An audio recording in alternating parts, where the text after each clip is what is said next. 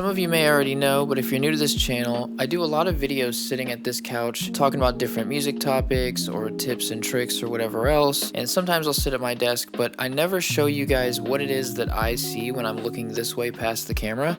And so today I thought I would show you guys my ultimate desk setup that I currently have, with a couple gear tips along the way as well, so stay tuned for that. So this obviously goes without saying, but my desk and my setup is the most important thing. It's got my computer, my interface stuff, my MIDI controllers, and basically anything that I do music related, content creation stuff. It's all right here in my control station, ready to go. So throughout the years, I've had multiple desk setups, and the problem that I always had with desks is even if I get a big one, it's not big enough. So we're gonna start with my desk, which I built myself. I bought motorized standing desk legs off of Amazon, I think, and then I bought a solid core door, painted it white, took a few weeks, got it all together, and started cable managing it. The cable management is an uphill battle. Every day I need to fix something else with the cable management. As I work on it, it'll get better and all that good stuff. So I don't know if anyone's like me in this way, but I get a little anxious or kind of antsy when I sit down for too long, so I stand up, I walk around the studio. Sometimes I have a guitar over my shoulder, and my last studio that I had, I would do that a lot, and I would bend over the desk, and it'd be really uncomfortable. It'd be like that Young Thug meme in the studio, and that hurts your back, especially if you have a guitar strapped around you. I highly recommend standing desks. I don't know if it has health benefits. It's not about that. It's just about kind of changing how you're interacting with your interface and kind of getting up and stretching your back and stuff. So I recommend it if you can afford it, but be cautious. If you buy cheap ones, they're real wobbly and can't support a lot of weight. So do your research, know how much weight you're putting on it, and do your own thing. All right, so let's get into some of the gear. For the studio monitors, we have the Yamaha HS8s. I also run a 14-inch sub under the desk to push some more of the low end. The HS8s are a great option. Even if you don't have a subwoofer, they have a pretty good low end on them. Pretty affordable option, and I've had them for so long, I'm just so used to them, so I recommend them. Now let's get to the computer monitors. Obviously different type of monitor, but I have two 27-inch touch screens. They are mainly used for my mixers. I love having the tactile ability to just reach out and touch what I'm mixing. The top screen, I have a LG Ultra Gear 49, I believe. Solid monitor, just came out, it's 5K, curved screen, all that good stuff. For the longest time, I had the Samsung Odyssey G9. I'm sure you guys have seen that in other videos that I've made. Sadly, that thing died, but I got this as a replacement, so we're back up and running. These are my interfaces. I have the Focusrite Scarlett 18i20 4th gen, and I have additional preamps here that is the Focusrite Claret Octapre. Very solid. They give me some different but similar preamps to work with. Gives me a lot of expansion in my other room that everything's wired up to the booth or slash drum room. I also have a monitor controller, which is my Audient Nero. Very nice. I like that I can solo the mid and side. It's a nice touch. This product is a little more niche here. This is the Beacon Mix Create. I use it to control my dual PC setup for when I'm gaming or streaming. It comes in handy. There's probably some slightly better options out there, but it works pretty well for me, so I'll take it. So this is the mic that I use at my desk. It's the SM7DB, much like the SM7B, but you don't need the cloud lifter anymore, so it's just a better choice at this point. Recommend it definitely. So this is my MIDI desk, I'll call it. It took me a while to get this one figured out, like exactly how I wanted it, but I think I figured it out. I have another standing desk on a sliding thing that I can move the whole desk around. The Ableton Push 2, I did not feel like the 3 was worth paying the money for, so I just kept the 2. It does everything I need it to. You've probably seen it in a couple of my videos. This is the Moog Matriarch. I started getting into analog synths, and I wanted the real thing, so I bought the Moog Matriarch, saved up like a year or two to get it. Awesome. I recommend it if you're into that kind of thing. Below that, I have a simple 49 key, like basic MIDI keyboard.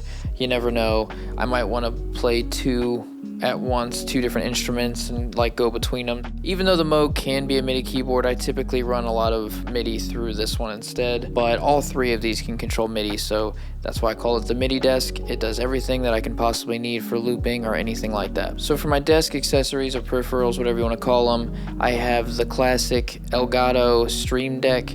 I recommend it even if you're not a streamer. It's great for Windows shortcuts, opening folders, launching applications. I control a lot of my smart lights with it. I also control Twitch and OBS and my web cameras with it.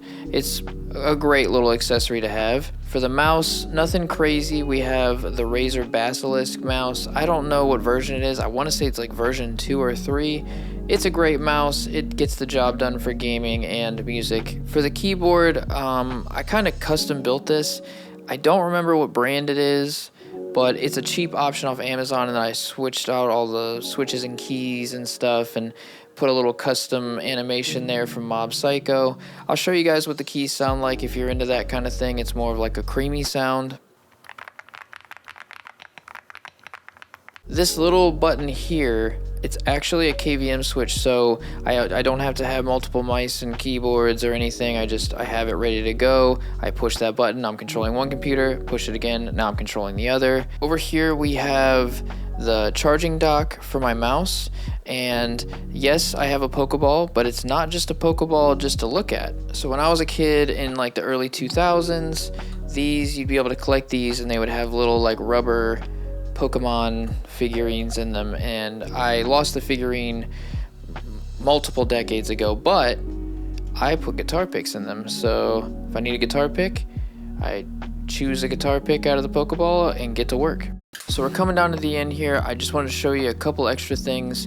So as you guys know, I make videos, so I have cameras not hidden necessarily around the room, but I have a couple webcams I wanted to show you guys. Now if we take a look at this webcam I have over here on the MIDI desk, it's the OBSBot 4K, I believe, and it's a great camera. It's, you know, it's webcam quality. It's not as good as my DSLR, but it has some pretty cool features. For example, you can have it follow you or program different camera angles. So I then set those up to a hotkey on my Stream Deck. So then I can do something like this, where I click this button, and now it's following me around the studio, which is great for someone like me because I'm one person. I do not have like a film crew. I film everything myself.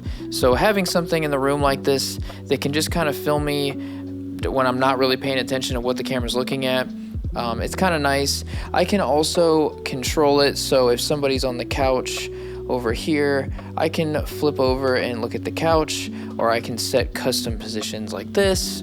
I can, you know, have zoom effects like this.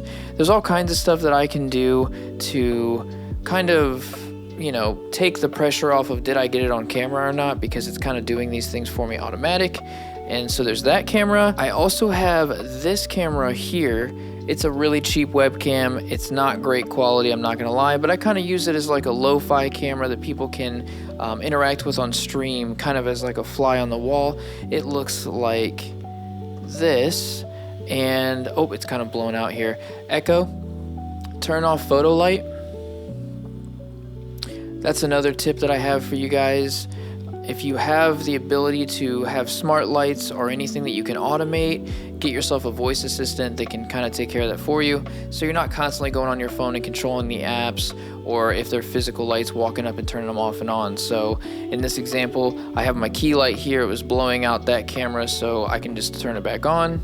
Echo, turn on photo light, and then we are right back to where we were. These are a few things that you can do to kind of spice up your gear a little bit. You can get a little creative, get multiple angles and stuff for your stream. Normally I run this camera on stream as well, and I just kind of set it up on my desk and have it look right at me. But having these multi-camera setups is kind of nice. Plus, if I have somebody else here, I can have a camera set up for just them. A hidden gem that I recommend for the studio is definitely some organization drawers like I have under my desk. I bought those off Amazon, super cheap, but they have come in clutch for me. Another thing I recommend getting, if you are gonna be at your desk for a while, get a nice footrest. This thing was 30 bucks on Amazon. It's just like a little pillow that I set my feet on.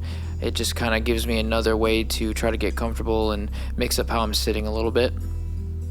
Hopefully you guys enjoyed this video. I do plan on doing a full studio version of this, but first I want to get my acoustic panels finished and a few other things that I have on the list. If you guys enjoyed this video, like, subscribe, all that good stuff. If you have any questions on any of the gear that I mentioned, or if you have any gear that you would recommend, drop a comment below, and I'll see you guys on the next one. Peace.